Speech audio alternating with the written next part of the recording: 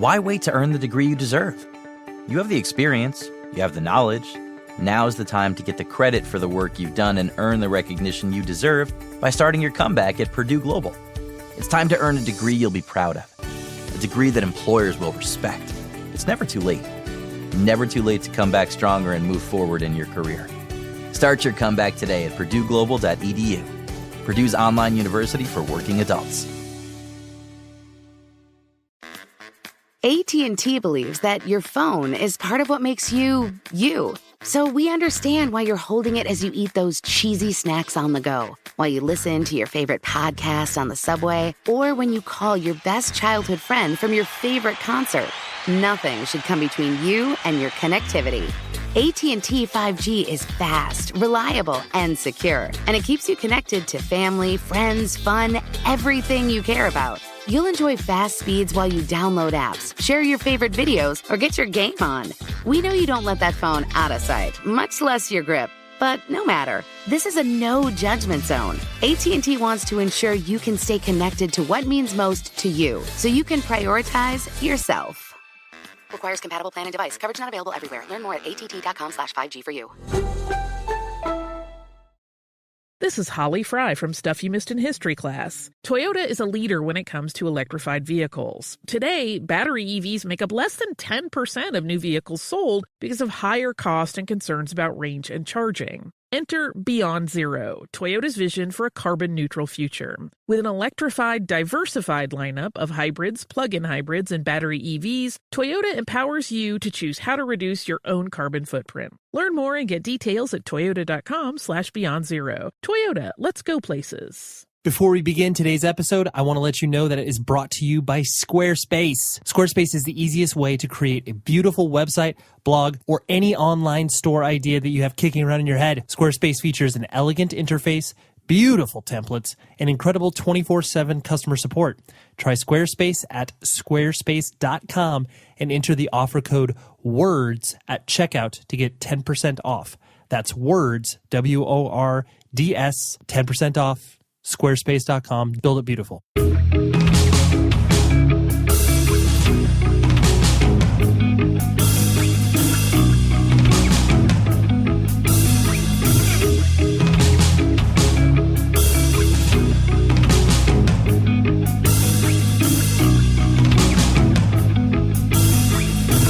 Hello, everyone. Welcome to another episode of 100 Words or Less, the podcast. I'm your host, Ray Harkins, bringing you conversations with people surrounded by, influenced by, or currently involved with independent music. I'm trying to get my intros a little bit, more varied, because I'll bet you if you listen to the 160 some odd episodes before this, all the intros are generally speaking pretty the same. So, improvisational here. So I apologize if I trip over my words. That's just, I guess, the nature of this particular spouting off of the mouth business. But that's not why you tuned in. You tuned in for the guest. And most of you that are intelligent already know, because you can read on your phones or whatever iTunes listening device that you may have. But the guest this week is Will Potter. He is a journalist. He has also wrote a book called Green is the New Red, which focuses on the idea of the animal agriculture business and how these people who are trying to rally against the factory farming industries are targeted as terrorists, which scares many people, because this law can be extrapolated to, a person just filming the outside of something like a factory farm, and then they're labeled a terrorist. The book is an incredible read. He's also done a couple of TED Talks. Basically, this dude is a very, very smart individual presenting some very compelling ideas that, just need to be paid attention to. So I was very excited because basically he came from the same world that many of us have had experience with, which is, punk, hardcore, independent music. So I had a great discussion with Will, and I'll bring him on in a moment, but wanted to hit a few other things before we did the talk, so to speak. I have been waking up very, very early recently. And when I say very, very early, basically the past 6 months, I've been waking up at 5 a.m. And let me tell you, it's awesome. And I know this is going to be maybe counterintuitive to some of you who are just dude, I am not a morning person. That sounds like an awful idea. So But basically, you get more stuff done in a day when you're waking up early. And now granted, I'm going to sleep maybe, I don't know, half an hour earlier than I normally would. So, I'm going to sleep at like maybe 10:30-ish, maybe 11 at the very latest. But it's great because you get so much stuff done. So it's like I wake up, go work out, do my thing there, come home, get the kid ready, make sure the wife's all taken care of. And then, I go about my day. But it's so great to be able to wake up not feeling like you're, proverbially behind the 8 ball. Because, there's sometimes where you wake up like 5 minutes before you need to do something. And I hate that. So I encourage you to just sample it out. Maybe wake up like 15 minutes earlier, maybe do some deep breathing in bed, something to kind of put you in a state of relaxation where you can kind of take on the day. And I don't know, it's just something that I have noticed myself being generally much happier because I've been doing this, even though I'm waking up earlier. But such good stuff.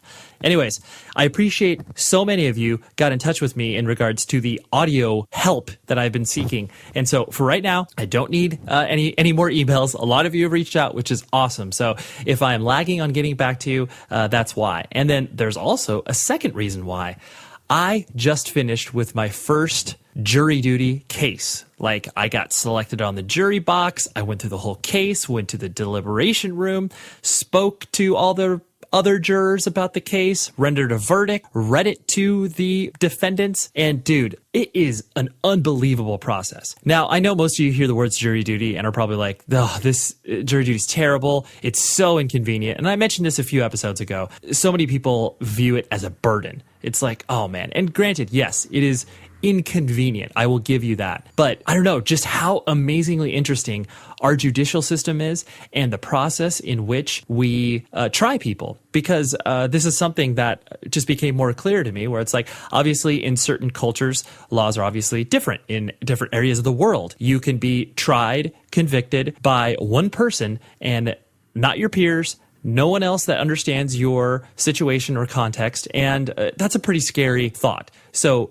being able to observe this process from the ground up was unbelievable. And it's like this was a very salacious case where it's like you're talking about kidnapping, drugs, a home invasion, a lot of stuff that, just made the case very sometimes difficult to follow, but also just really, really interesting. So I encourage you, if you ever get a opportunity, which most of us do, because we are either registered with our state's DMV or are a member of the voting world, that's how you get into jury duty. So I encourage you to do what you can to get on a jury. It is a really, really interesting process, and anyone that's experienced it will echo my statements. I mean, granted, sometimes you might get a case that's, pretty boring. Like if it's a civil case of someone doing a, slip and fall or something like that. Yeah, that's not that exciting.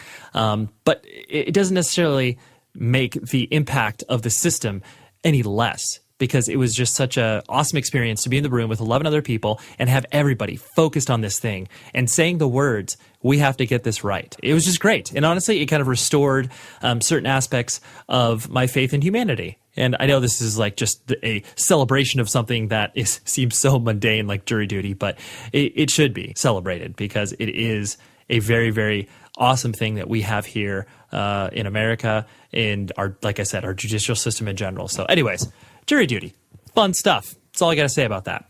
Anyways, moving right along. Like I said, Will Potter, a very enlightening conversation. I knew sometimes I get intimidated when I approach people who I find to be, in academia, because at the end of the day, these are people who have dedicated their lives to going to school, learning more, becoming more accredited, whatever the case may be, of their focus on why they're doing either so much schooling or so much training. And Will is definitely one of those people. I mean, he's a journalist first and foremost, but he's gone to some very prestigious universities, and he spoke in front of some very, very intelligent people who have lauded what he has said in the past. If you're doing TED Talks, you're a pretty heady thinker. And I was just excited to have Will on the show because he's contributed a lot to the music scene, whether or not he would readily admit it. It's just really cool to see a person who kind of takes their ethics and is able to apply them to a larger world that will hopefully be affected by those ethics. So without further ado, here is my discussion with Will Potter, and I will talk to you after the episode is over.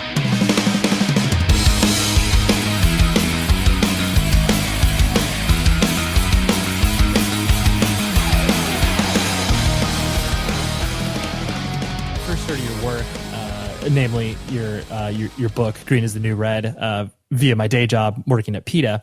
Because obviously it's one of those things where once one person kind of finds out about something cool in the ecosystem, it gets spread around pretty quickly. And especially just because you have so many friends, obviously, at the organization, it spreads even quicker. But the thing that I noticed more so about you than your particular piece of work, you seem relatable. And I know that sounds very I don't know, like simple, but because obviously a lot of people who would be defined as like an intellectual, or a person who's obviously gone through a lot of schooling and, definitely traveled down the roads of higher thinking. Sometimes that those people feel unapproachable, I don't know if that's how you view yourself, but does that make any sense? Like what I'm trying to kind of ascertain there? Great to hear both about the book obviously getting passed around like that, and also hearing you say that. I mean, that's because it's something, I don't know if I actively aspire to or anything like that, but it's certainly something I value very deeply. And I think a lot of that comes from kind of my own background in both with music and activism and things like that, but just a general valuing of humility, I guess, no matter what type of work you do, of constantly aspiring to make that relatable to people's everyday lives. I mean, I think that's what is really important to me about not just journalism, but all the types of work I do. It only has value in so as you can actually connect to people on an individual level, on a human level. And without that, it's really not much use to anyone, No, it's a very good point. There definitely is that. Yeah, I think what so many people feel in regards to, I mean, even just like personal relationships and friendships, when you feel people are using big words for the sake of big words, and they're kind of like, oh, like, what do they think, they're cool or something like that? And like those barriers start to get created between people just because of, insecurities and like their own, their own ego gratification of being like, oh no, I am a smart person. But it's like, yeah, you're obviously, like you said, you're not actively pursuing that, but like you said, you want to make it, a level playing field, so to speak. Well, I think that really is clearly on display, like right now with the presidential campaign that's taking place. What's really clear is that like people on the right, especially on the far right, will speak in sound bites and really easy to understand phrasing and catchphrases and things like that. People on the left always speak in these dissertations. And it is this kind of valuing of that discourse and the cultural cachet that comes with it. But it's really sets this very stark divide between people. And it doesn't make the message any more credible or important. It just makes it less relatable to everyday people. No, that's a very, very good point. It is one of those things where you as a person just want to make your message clear. And sometimes people feel like the distilling or boiling down of information can make it clear, but then obviously you cross that threshold of, like you said, turning into a soundbite where you just simply are reading things and there's no obviously meaning or passion behind it. Absolutely. You yourself, where were you? You were born and raised and kind of came up? I grew up, born and raised in Texas. I grew up in the Fort Worth area, and Fort Worth and Dallas. Moved around a little bit growing up, and then was back kind of suburban. Well, it was rural at the time, Fort Worth, and then went to college at the University of Texas at Austin, which always tends to surprise people a little bit. I don't know why. They expect me to either be wearing chaps and cowboy boots if I'm from Texas, or have a really thick drawl or something like that. But my family is all still back in Texas as well. Well, yeah, I think it's probably surprising just because most people view Texas in general as this weird hodgepodge of like, well, yeah, you have Austin, which is the coolest city, and then you have every other city in Texas, which is like, oh yeah, it's this weird, just kind of suburban-ish big town thing that doesn't really have any sort of true sense of the identity besides, yo, we're from Texas, like, there's that weird vibe. It's weird. I mean, Austin's the Republic of Texas. It's really going to count. It's its own little fortress, defended, walls around the city to keep the rest of Texas at bay. But even within that, there's this really kind of fierce Texas pride from people you would not expect. Like even within, kind of punk scene growing up and activist scenes, people you don't want to really appreciate those other elements. Texas still have this pride for the state. It's a weird place to grow up in, but I think it was really shaped my perception about activism and journalism and communication in a lot of different ways. Because there's this realization that when you're in a state like that, and even if you're in a town like Austin, you realize you have to work with a lot of people with very, very different political views, and that's unavoidable. So you have to think of very specific, skill sets to get those messages out if you actually want to bring more people into that dialogue. That was actually something I was going to talk about a little bit later, because I do think that, especially in the notion of, relating obviously the work that you do now with, the work like you've mentioned, obviously activism and, how that directly relates to punk and hardcore, there is that, sort of echo chamber effect where, going to a show and watching a singer of a band preach some great message about, how important it is that, whatever, sexism, racism, whatever it may be. But then how do you take that into the real world where you are encountering people who, don't care that you were at a show last night and empowered by that. And then, like you said, trying to relate that message, because I do think that it's like people that are, growing up in towns where, maybe they have shows every night of the week and have that sort of like immediate response in regards to culture. Sometimes they do fall into that, just like, oh yeah, I'm just going to surround myself with the people that agree with me. And it's really tough. I mean, I kind of obsessively think about this very topic because I think it holds a lot of truth for how we interact in other aspects of our lives too. And ultimately, I think there's a lot of value in that, even if it is this kind of echo chamber. I'm hesitant to outright dismiss that. I think there's a lot of value in and of itself for having that and having that type of space where you don't have to be constantly on the defensive.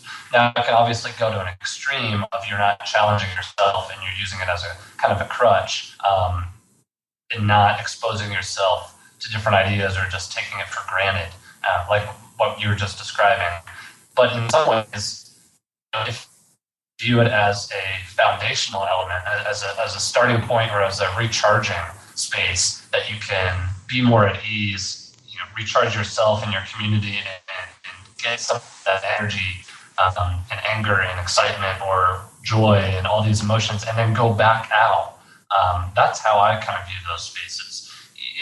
In a lot of ways, even if it is just an echo chamber, sometimes when those values are bounced back to you, that's when real substantive discourse can take place, is when you're not having to go through all these different layers and background explanations.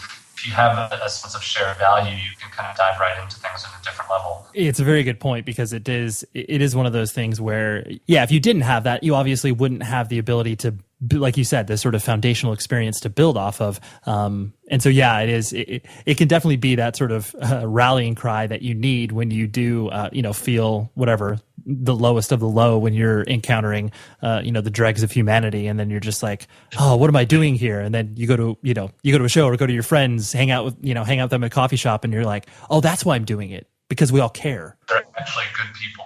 Good people that give a shit and care about the same things that we do. And that's sometimes reason enough to keep fighting. No, totally. That's a very good point. So what was your family structure like? Like mom and dad, brothers and sisters? What was the dynamic there? Yeah, my mom and dad went to high school in Fort Worth, kind of nearby. High school sweethearts, all that stuff, still together. I have a younger sister who's about 4 years younger. She's down in Houston now. Yeah, pretty nuclear family setup, I guess, and still pretty close with my parents, with my sister as well.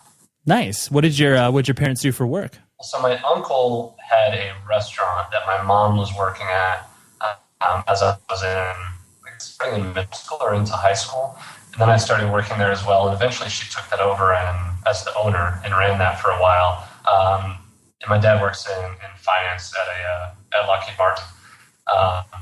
And then my little sister went on to work at an energy company. So very different backgrounds, all of us working in different fields, but I feel incredibly fortunate that they've been so supportive of the stuff that I do and the type of work I'm getting. Right. Yeah, that definitely is scattershot. Yeah, you don't have the family business being handed down or anything.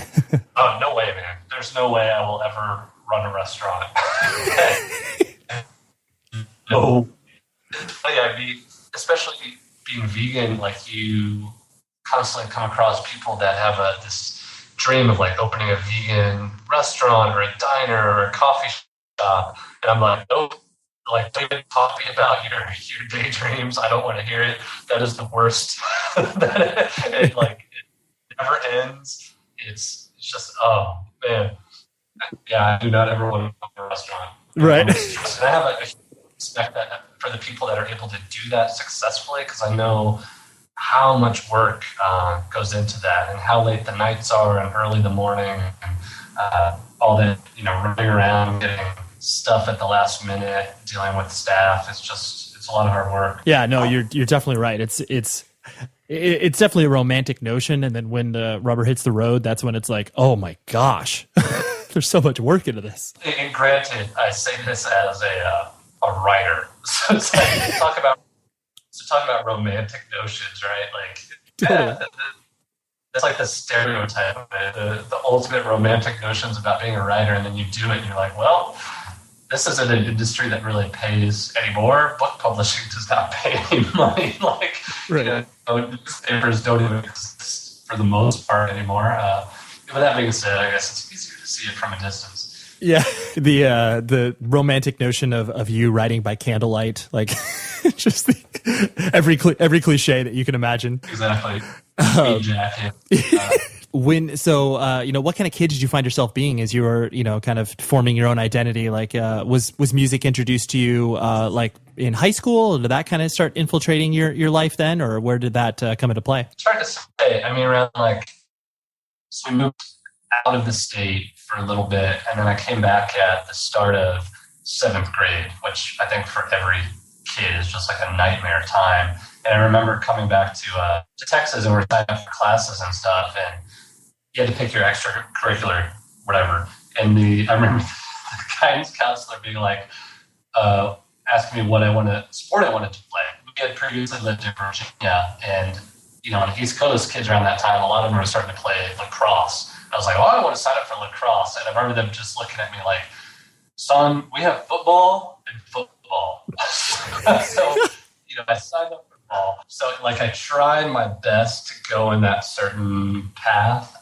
But it was around that time that I started seeking out anything I could find in terms of music or just stuff outside of that vein. And I think around 8th grade, a friend's older brother passed on some Bad Religion albums, Against the Grain and whatever else. I think it was Generator.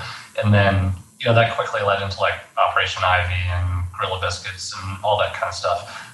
And that really was a huge turning point for me. I mean, I was still Texas, we had to drive hours to go to shows, all that kind of stuff. But just finding that and ordering records through the mail, just based on their names or or liner notes of other bands. That was a really huge thing for me growing up in that type of environment. I mean, I never felt really completely immersed in it. I mean, I felt like I kind of was a toe in that and going to shows and doing as much as I could being in that type of space in Texas. But when I got to college, I was able to really go head on and really became immersed in that scene, I guess.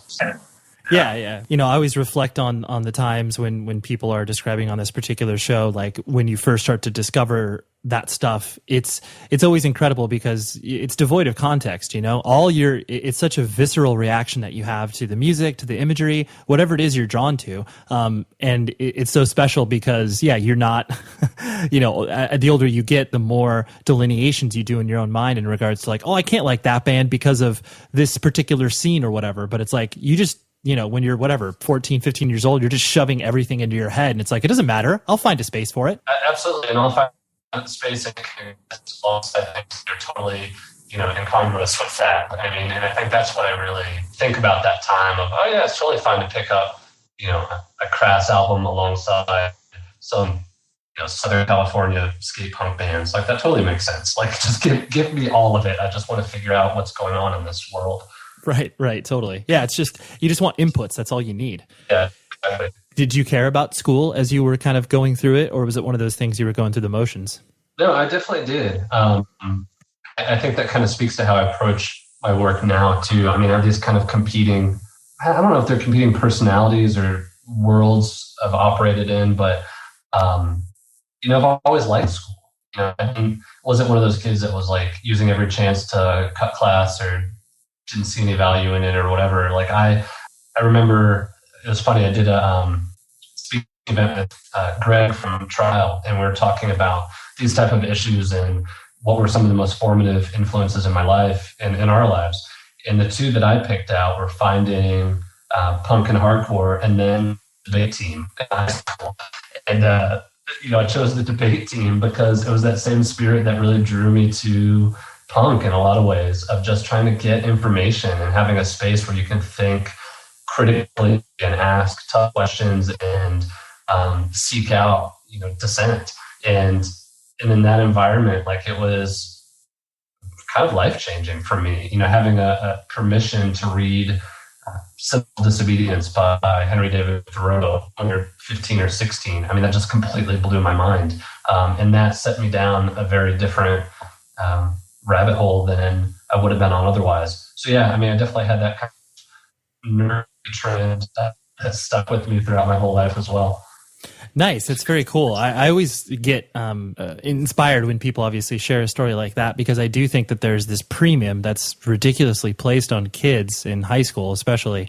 And I don't think it's changed really necessarily now, of, like, being smart isn't necessarily like cool. Like, and that's never been the case. So it's like when you start to, see a kid like whatever reading 1984 and they're, a freshman in high school, it's like, it gives you that like sense of like, that's rad. I'm so glad that they're finding that, and like you said, just that ability, that permission to be able to, dive headfirst into, it doesn't even have to be counterculture thought. It just has to be thought, and it wasn't completely independent either. I mean, I remember I signed up, like, there wasn't really anybody doing debate at my school. When I signed up, I just thought, like, oh, that sounds kind of fun. I went to one of my first competitions or whatever, and I met a couple of kids that like changed after they had to wear for the actual debate, and they had, like 7 Seconds t-shirts on and were just punks. I was like, holy shit, like this makes sense to other people too. Like, you can have these two very different worlds you're operating in, and you can like these types of things together. And that was just this like stamp of legitimacy from someone else that I think I needed to feel like that was okay. And that was huge. Yeah, you were allowed to buy in. You're like, oh, that's cool. You can do it too. Then I can. Yeah, so you don't have to be the only one trying to do things in some strange way. I mean, it helps, especially when you're that young. It boosts your confidence a little bit. And so then, was there ever a notion, like, once you started to, get into music, that you wanted to like play in a band, or did you ever play in a band? I wasn't sure your background there. No, I never did. I mean, and that's kind of one of my biggest regrets in a way. I think, like, when I got to University of Texas at Austin, I really fell head on into that scene and also activism at the same time. And most of the time when I was at shows, we were tabling. Like, a group of friends and I, we ran a distro. We always had a table, like, at every show we possibly could, with political information and zines and stickers and screening t-shirts, all that kind of stuff. So that was really the extent of my involvement in terms of being at shows. It seems like all my friends were in bands or touring.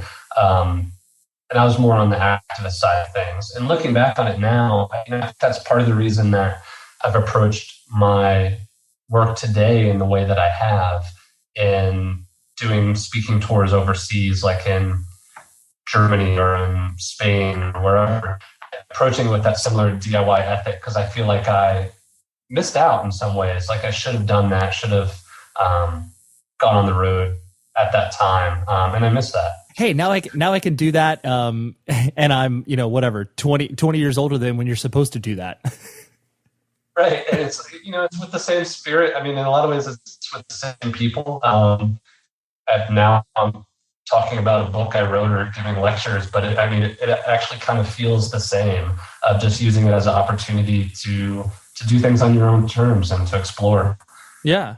No, I think it's important because I think whether or not, you experience it when you're 15 or whether you experience it when you're 35, it doesn't necessarily matter as long as, like you said, the sort of principles are the same, where it's not like you're going around being like, all right, well, here's my rider. I need at least a 4-star hotel. And like, I need all of these things. Like you're just, you're showing up to a space and doing it and being like, oh yeah, well, that'd be cool if like you got like $10 for a veggie burger somewhere. Yeah, that's exactly it. And it's that sense of, I guess it'd be gratitude of just trying to constantly remember that this is pretty incredible. Like being able to go to other countries or even in the United States, all these different spaces and see people come up to hear what you have to say and have a place to stay and, sometimes even getting paid for it. And I mean, that's an incredible opportunity that a lot of people don't have. So just having that sense of being grateful, I think is really the common thread between back then and now. And so then after you graduated high school, did you immediately go to Johns Hopkins, or there was a transition period there? Towards the end of college, I was working at the Texas Observer in Austin, was traveling and covering protests like IMF and World Bank and WTO. And then I took a job at the Chicago Tribune, which I was fingers crossed would turn into a long-term assignment, but there were all these hiring freezes going on. I also had, some of the experiences I wrote about in the book about FBI visits and things like that when I was in Chicago. So I kind of bounced around, moved back to Austin, and then took another job in Washington, D.C., covering Congress and the Supreme Court at the Chronicle of Higher Education. So moved up to D.C. with just a backpack full of clothes and my bicycle and gave it a shot. And it was supposed to be, a 6 months or a year assignment. And stretched out, and then I've been there ever since. I mean, it led from one thing to another.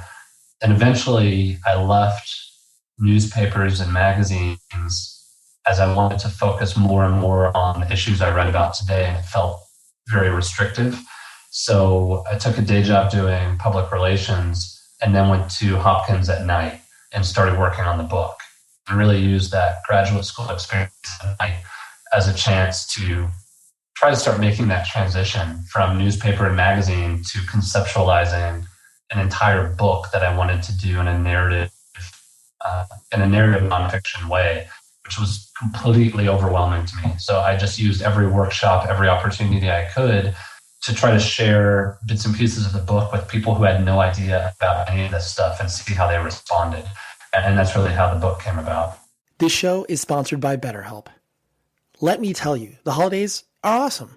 They've got some great moments, whether it's spending time with friends and family, gift giving, all of the things. I personally love Christmas lights. Like, I can't wait to put them up. It just makes me feel warm inside.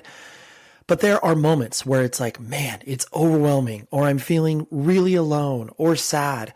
All of the things that just, can kind of compound it during the holidays.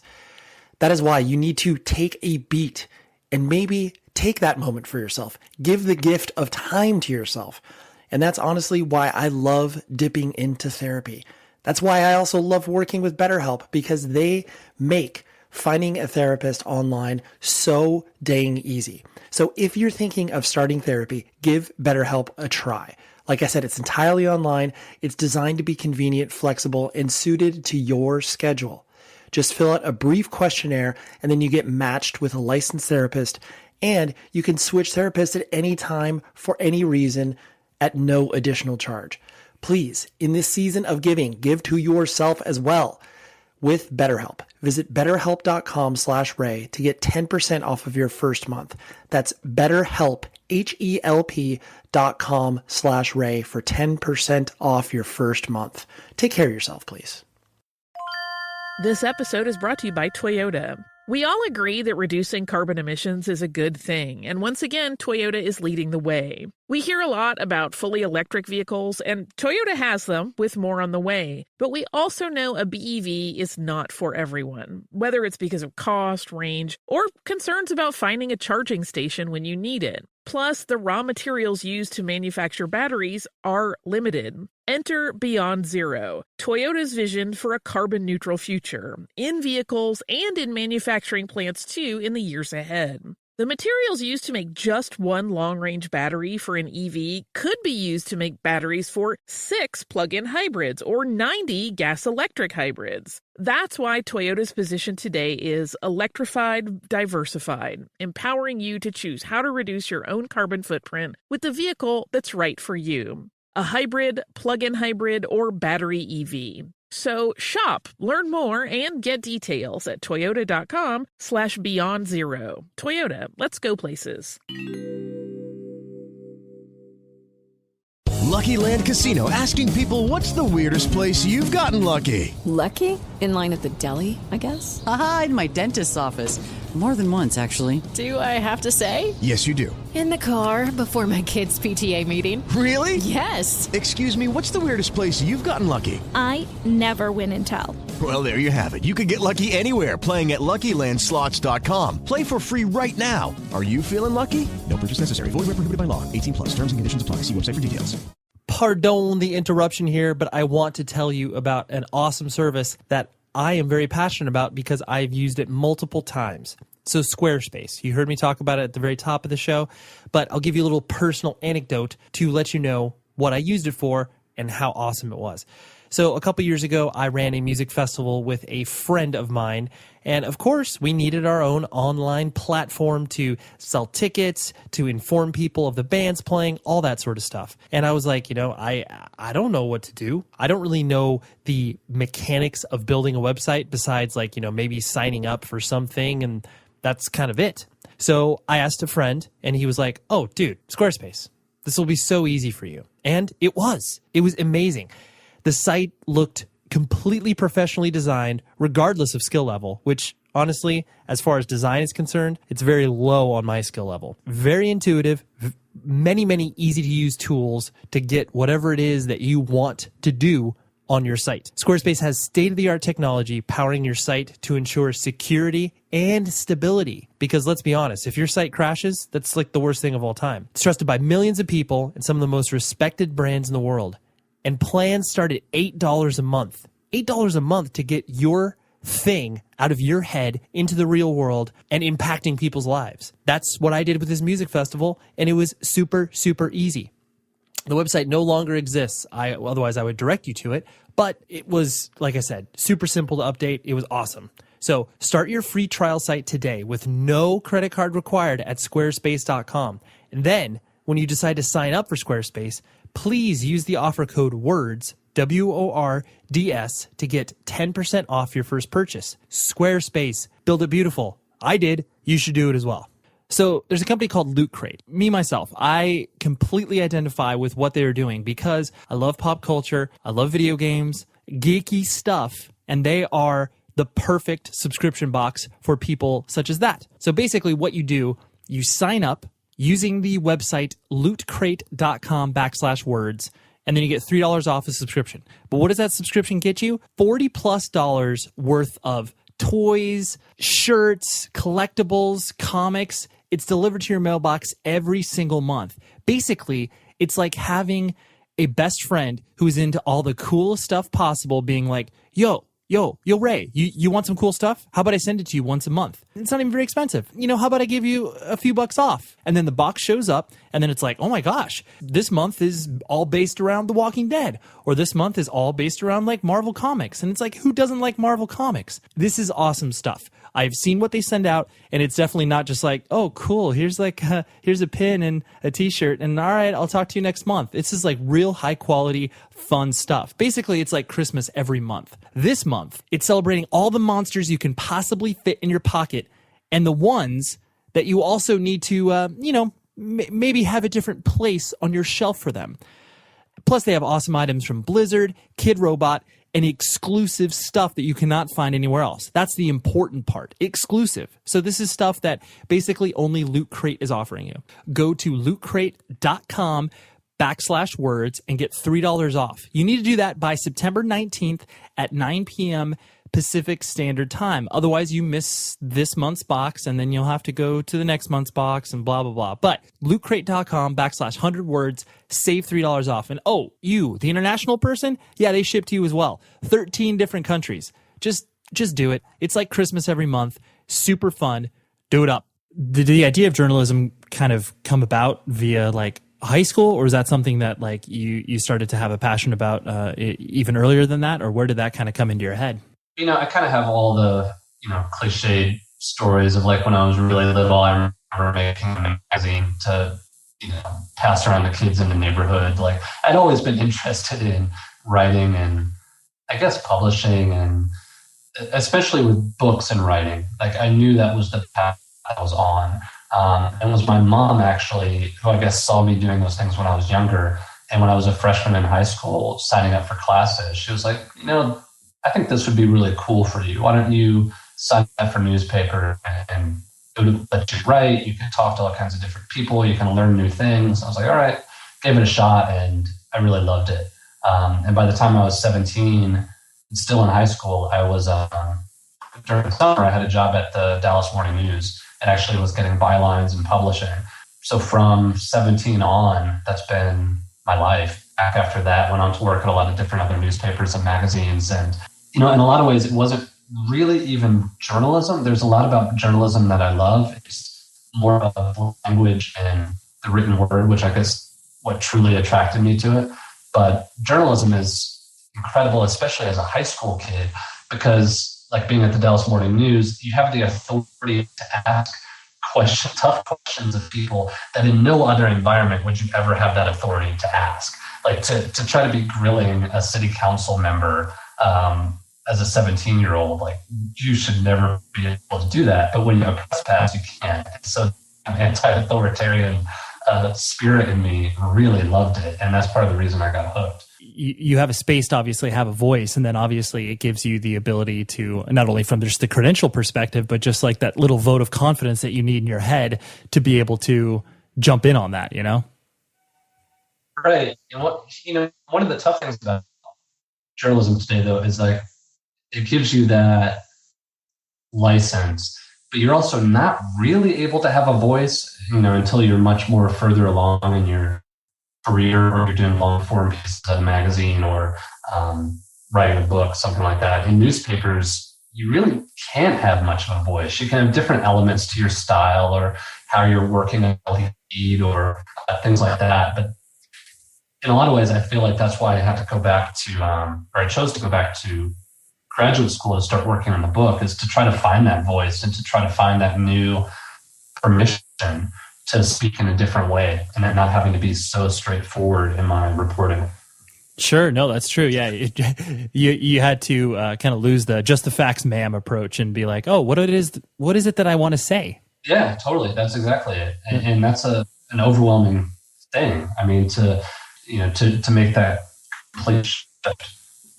I know I'm jumping around here, but just because you're kind of fresh off the heels off of this is your second, I guess, official TED Talk, correct? That you just recently completed? I mean, it's such obviously an interesting community that's built around that, the sharing of ideas and just in general. Is it one of those things, I'm just curious just from my own perspective, where is it one of those things that like walking into it, you feel like you are going to be going into, what I would define as a cold room, or a person who's like, all right, kid, convince me whatever idea it is you're trying to proliferate here.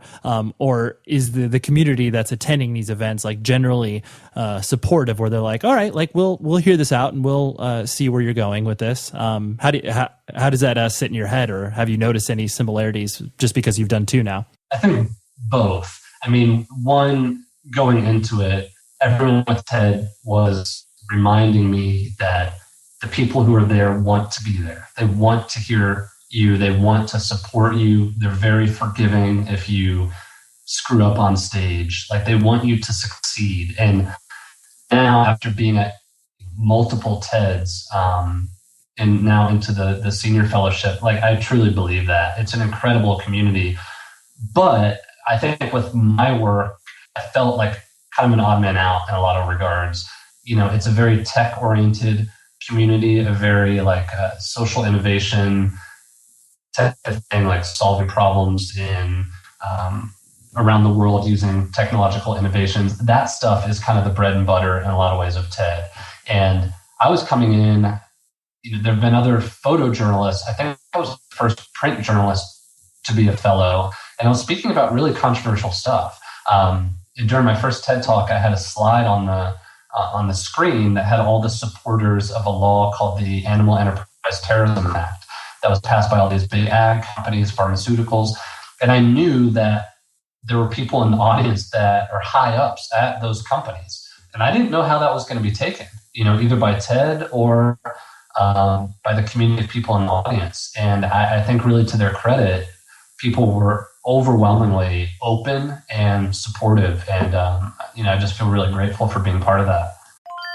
This episode is brought to you by Toyota. We all agree that reducing carbon emissions is a good thing, and once again, Toyota is leading the way. We hear a lot about fully electric vehicles, and Toyota has them, with more on the way. But we also know a BEV is not for everyone, whether it's because of cost, range, or concerns about finding a charging station when you need it. Plus, the raw materials used to manufacture batteries are limited. Enter Beyond Zero, Toyota's vision for a carbon-neutral future, in vehicles and in manufacturing plants too in the years ahead. The materials used to make just one long-range battery for an EV could be used to make batteries for 6 plug-in hybrids or 90 gas-electric hybrids. That's why Toyota's position today is electrified, diversified, empowering you to choose how to reduce your own carbon footprint with the vehicle that's right for you. A hybrid, plug-in hybrid, or battery EV. So shop, learn more, and get details at toyota.com/beyond zero. Toyota, let's go places. With the Lucky Land Slots, you can get lucky just about anywhere. This is your captain speaking. We've got clear runway and the weather's fine, but we're just going to circle up here a while and get lucky. No, nothing like that. It's just these cash prizes add up quick. So I suggest you sit back, keep your tray table upright, and start getting lucky. Play for free at LuckyLandSlots.com. Are you feeling lucky? No purchase necessary. Void where prohibited by law. 18+ terms and conditions apply. See website for details. Hello there. This is Malcolm Gladwell, host of Revisionist History. eBay Motors is here for the ride. You saw the potential. Through some elbow grease, fresh installs, and a whole lot of love, you transformed 100,000 miles and a body full of rust into a drive entirely its own. Look to your left, look to your right. No one's got a ride like this. There's nothing else that sounds like, feels like, or looks like the set of wheels in your garage. With over 122 million parts for your number one ride or die, you can make sure your ride stays running smoothly, so there's no limit to how far you can take it. Brake kits, turbochargers, engines, exhaust kits, roof racks, LED headlights, bumpers, whatever your baby needs, eBay Motors has it. And with eBay Guaranteed Fit, it's guaranteed to fit your ride the first time, every time, or your money back. Plus, at these prices, you're burning rubber, not cash. Keep your ride or die alive at ebaymotors.com. Eligible items only. Exclusions apply. That's really exciting to be able to feel like you can obviously present, not only controversial, but dissenting ideas to people, like you said, that are literally trying to rally against whatever it is you're trying to present, and to still have that sense of like, oh, well, we respect where he's coming from. We don't agree, but we respect it. Yeah, and I think that's at the core of what that space is about. I mean, it's difficult to describe. You see the talks online, and I know TED has gotten to the point, to the scale that it's getting pushback from people, and kind of on the same note as far as the the TED Talk and community, and kind of whether or not you have to display yourself in front of a cold room or whatever. You've been in some really what I would define as very intimidating scenarios, whether it's like testifying in front of Congress and putting together a TED Talk. What kind of goes through your mind when? Let me back that up further. Would you define yourself as like a extroverted or an introverted person? Introverted. For sure. And I would say that because after seeing, definitions online talking about how you recharge, I like being around people. I like being in, obviously, public speaking and doing media interviews and writing about people. This is my work and my passion, but at the same time, it really completely drains me sometimes. So I think in that sense, I definitely recharge by having more personal space and being by myself. Sure. On that same note, the idea that, these high intensity pressure situations, like what, I know this is a broad question, but just like kind of, what goes through your head when you're kind of like either preparing yourself for that or kind of getting into these where it's like, that there's going to be confrontational situations. Is it one of those things you just kind of, you obviously put that notion aside and just like, well, I'm here to do the work. I'm going to do this, or, where does it kind of sit? That's a good question. And I don't fully understand what happens, I don't think. I remember testifying before Congress, which was definitely one of those moments. And I knew there's going to be heated exchanges, but I think it's one of the most calm experiences I've ever had. My heart wasn't racing. I wasn't sweating. I wasn't shaking. And I think in a lot of other situations like that, something kicks in that isn't really articulated by me or intentional, where I kind of slow down and there is a calm to it. And I think part of that is when I know that my head and my heart and fist are all on the same page or all in a line. I think there's something that can be really calming and empowering about that. Like, even if it's a controversial situation or you've got to get into it with somebody or it's going to be antagonistic, if you feel very grounded in the position you're speaking from, I think that can be, it completely changes the dynamic so that you're not nervous at all. Or if anything, like, I really look forward to those opportunities because I feel like that's where I'm able to truly be me. And if someone is antagonistic, like, I can step up to that, and that's permitted in those spaces. Mm-hmm. Oh, that makes sense. Yeah, it's like through preparation and repetition, it's like you're able to get into a headspace that isn't just this, this very intense, stressful situation. It's just like, all right, I can do this. Well, so at the TED conference I was just at, a good example of that was I woke up, I get really bad migraines a lot. And for whatever reason that day, of course, of all days, like, I wake up and I just had a absolutely brutal migraine all day. The kind where it's like you can't really even see straight and you're not thinking clearly. And I'm just like, oh man, I'm just going to tank.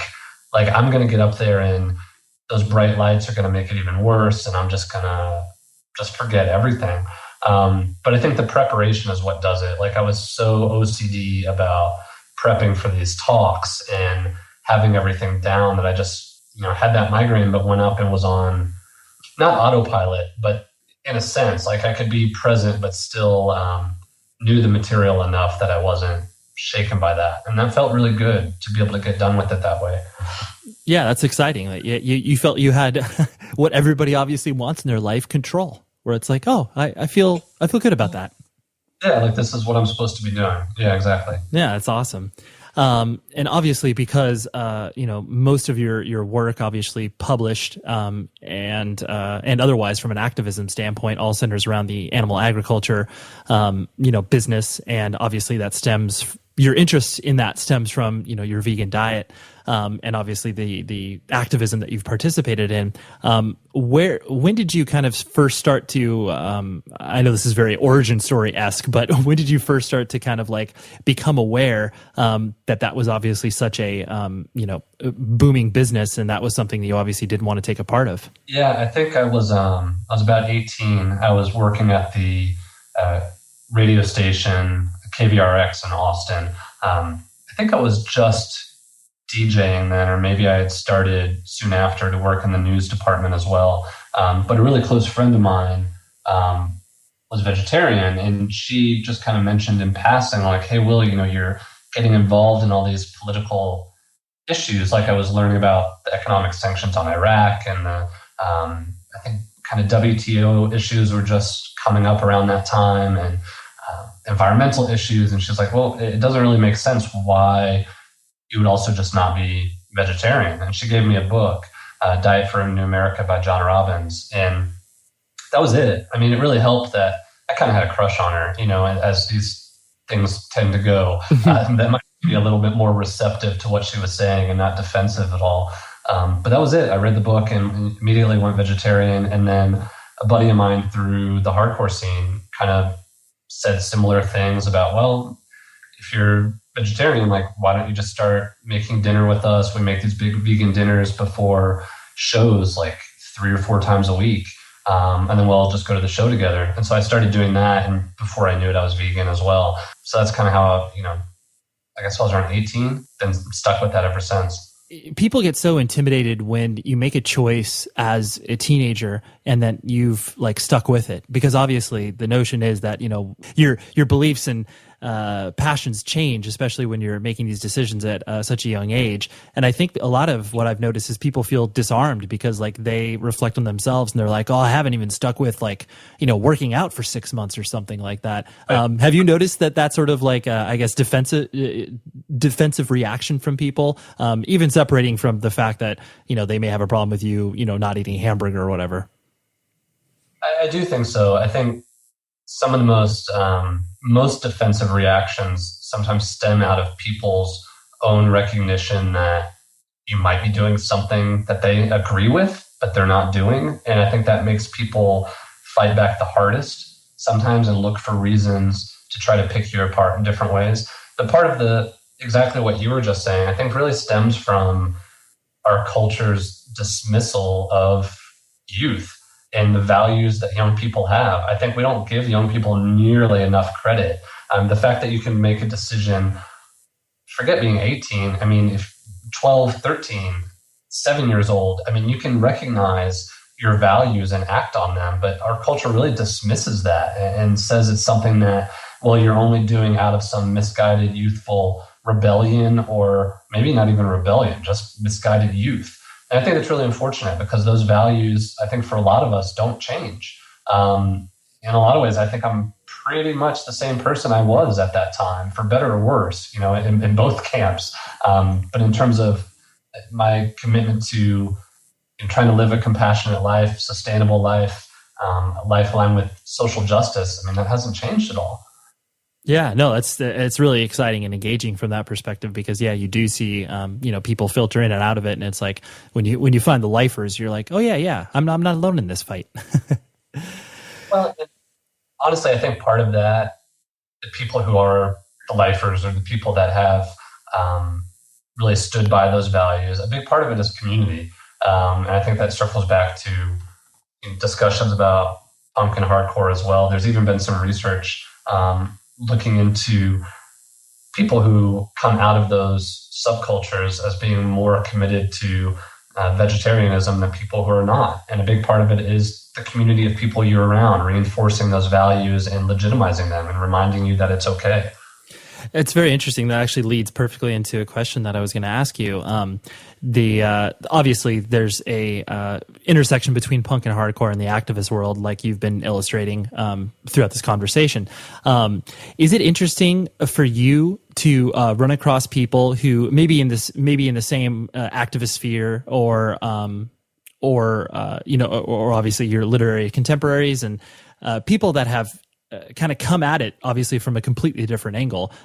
Is it one of those things you're just like, oh, I guess there are other entry points, because all the people that I know, it's just, I'll use that anecdotal example where it's just like, I mean, I myself am straight edge and have been straight edge since I was 15 years old. But then obviously as the movement changes, and it's like now some of my coworkers who are 22 or 23 years old found out about straight edge through Davey Havoc. Whereas people like you and I would find out about it through, Minor Threat, Earth Crisis, whatever the stereotypical straight edge band is. So it's like, it makes my mind do like a reset of just kind of like, oh yeah, oh wow, that's crazy. Like Davey Havoc is your origin story as opposed to, like I was saying. So it's like, is it funny for you to see people in the activist world that it's just like, wait, you've never gone to a show before? Oh yeah, it blows my mind. I mean, those are the people that I put up on, like, they're on a different plane to me. Like, I don't understand it. I meet people who, who are vegan, who have never gone to a show, have no interest at all in that type of a world. And I'm just like, so you just came to this? Like, you just like found it on your own? And a lot of them have. They just, without any outside influence or prodding, had some kind of epiphany of making those connections. And I was not smart enough for that. I was not plugged in enough. Like, I needed to have that type of community to plug into. So I'm really in awe of people who come to that on their own terms.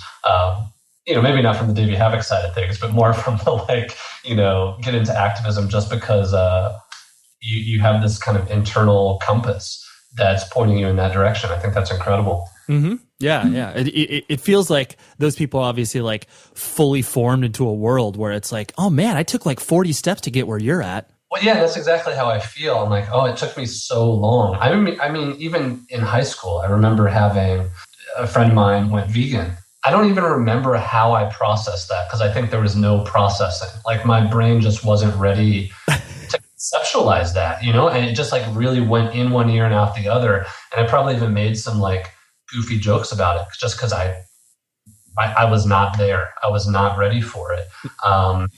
And so meeting people like that is really inspiring to me because it shows like willing we have to be to engage people at all different levels and possibly at multiple times throughout their lives until they're ready to be open to those types of ideas. Absolutely. Yeah. You never know when a person is going to, turn in whatever direction you're attempting them to turn. It's like, well, you may not be ready now, but, maybe in 2 years you'll be, maybe in 10 years, who knows? Right. And I think part of that is just having faith in people. I always try to remind people that like, it's okay to lose faith in politicians and cops and churches and governments. And you probably should lose faith in all of those things, but you can't lose faith in the people that are around you because they can come to those conclusions. Like just because you've decided to go vegan or you're straight edge or you're an anti-war activist or whatever, and you think you've come so far or you're so enlightened, doesn't mean other people can't do that too. And I think we really have to recognize our own hubris and arrogance, that we get pulled into those little worlds like we were talking about earlier, and you forget who else is out there. Yeah, absolutely. You got to, you have to keep that in check. Two last things I want to hit on before I left you. You had the cool privilege of being featured on a split 7-inch with Rise Against in regards to a Record Store Day release that featured your spoken word. Was it, what sort of feedback have you gotten from that in regards to, because obviously their audience is definitely primed to not only hear ideas that they may not have ever been exposed to before, but was it, have people reached out to you, be like, oh, I bought your book or whatever? Like, what sort of feedback have you got from that? Because that, even though it's not a revolutionary idea, including spoken word on a, recorded band's output, it's less and less these days. Whereas like, obviously in the mid 90s, that was like part and parcel. It's like you had one song and then 20 minutes of spoken word or whatever. But what sort of feedback have you gotten from that? Well, and also, what was different about Rise Against is, I was thinking about, like the Man is the Bastard split and things like that had a much different audience. With Rise Against, they're at a level where people like us are significantly older, I guess, know about them from their many years they've been around. But then there's a lot of really young kids that are just obsessed with them.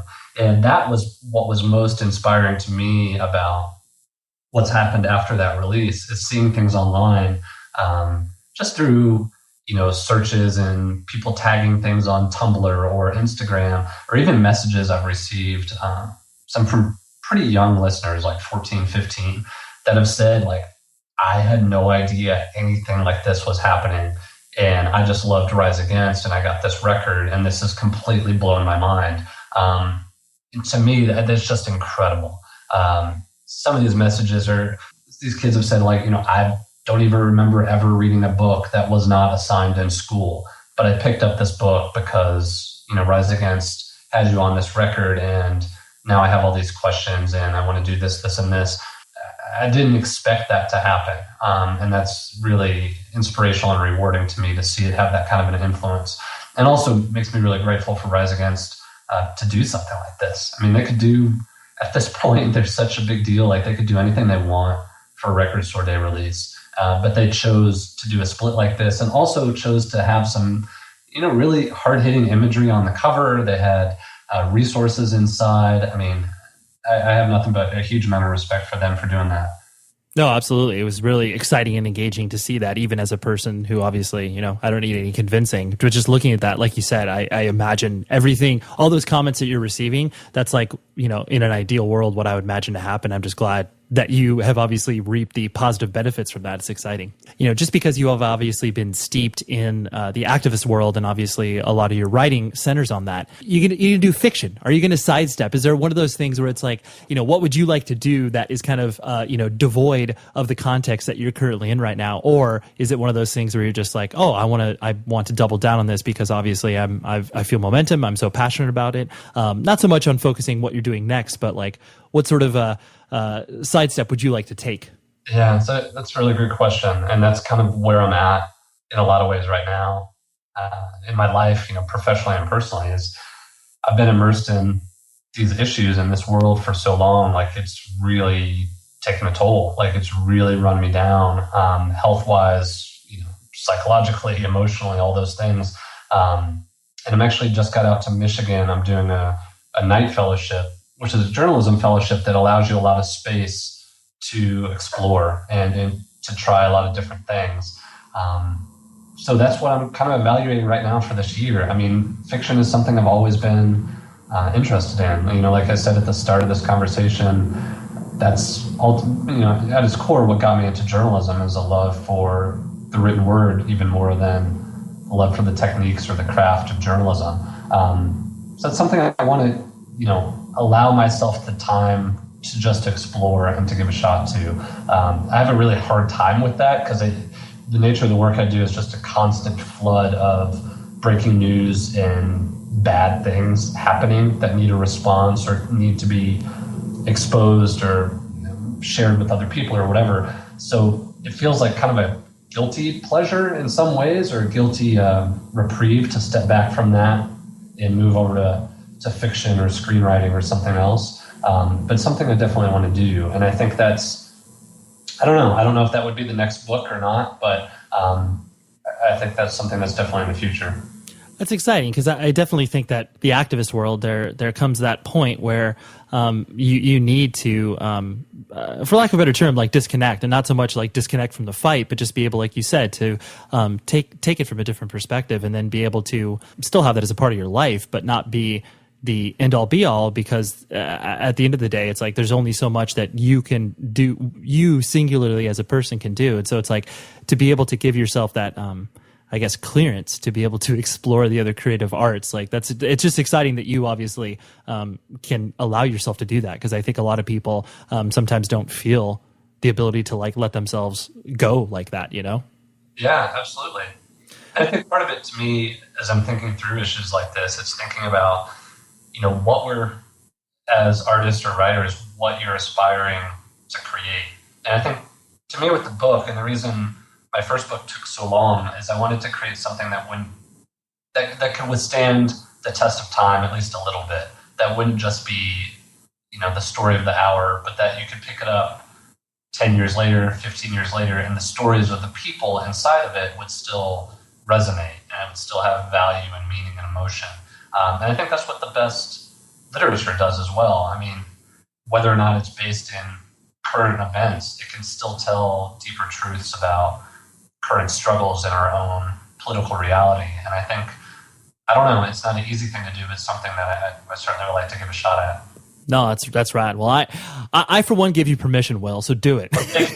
That. I think that's all I need, actually. Yeah, you just need someone else, a random stranger being like, you know what, Will, I like your work, and I think you can do other stuff, dude. Well, Will, thank you so much for your time. Honestly, really appreciate this, and I hope this was enjoyable for you in some capacity of not just being like, so green is the new red is about communism, right?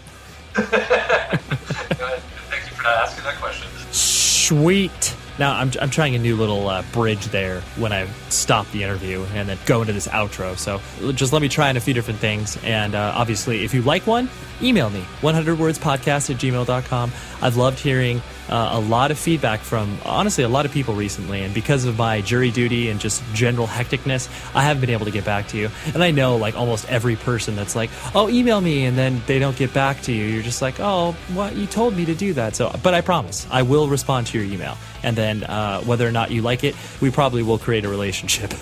because I'm pretty invested in the people that listen to this show in ways that some people might not be ready to take in their lives. Thank you very much for emailing me. The show, as always, is produced by Tom Richfield. Visit the show's website, 100wordspodcast.com. Exciting stuff coming up in the month of October. Themed month. And I know a lot of you enjoy the themed month. So anyways, please, until next week, be safe, everybody.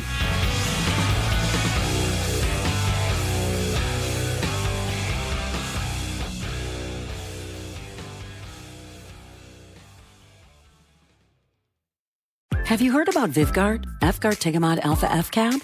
Ask your neurologist if Vyvgart could be right for you and learn more at Vyvgart.com/learn. That's VYVGART.com/learn. Brought to you by Argenx. Hey, hair enthusiasts, picture this. Perfect curls at the push of a button. It's the new Infinity Pro by Conair Curl Secret Ceramic Auto Curler. This tool makes styling effortless, delivering perfect, long-lasting curls every single time. Choose from 3 preset curl types and directions for your desired look and 5 temperature options for all hair types. And don't worry about tangles. Our anti-tangle tech and ceramic barrel keep hair smooth and protected. Hair goes in, curl comes out, just like magic. Get effortless curls with the new Curl Secret by Conair, available at all major retailers. This holiday season, Ready Refresh wants to remind you that every joyful moment deserves a sip of happiness and hydration. Ready Refresh delivers your favorite flavored drinks, sparkling waters, and natural spring waters directly to your door at your convenience. Talk about the gift that keeps on hydrating. Perfect for you or a loved one. Right now, when you sign up for Ready Refresh, get up to $50 off plus free delivery on your first recurring order. That's up to $50 off plus free delivery. Terms apply. See ReadyRefresh.com for details. ReadyRefresh.com. Stay refreshed effortlessly.